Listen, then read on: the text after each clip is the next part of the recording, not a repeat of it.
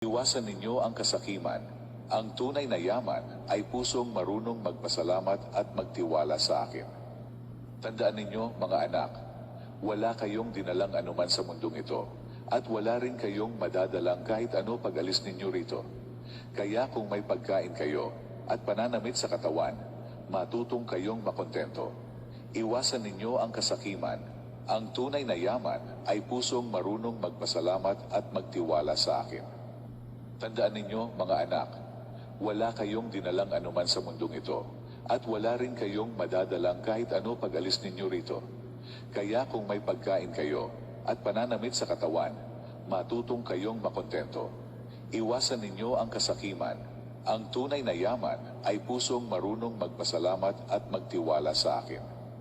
Tandaan ninyo, mga anak, wala kayong dinalang anuman sa mundong ito, at wala rin kayong madadalang kahit ano pag-alis ninyo rito. Kaya kung may pagkain kayo at pananamit sa katawan, matutong kayong makontento. Iwasan ninyo ang kasakiman. Ang tunay na yaman ay pusong marunong magpasalamat at magtiwala sa akin.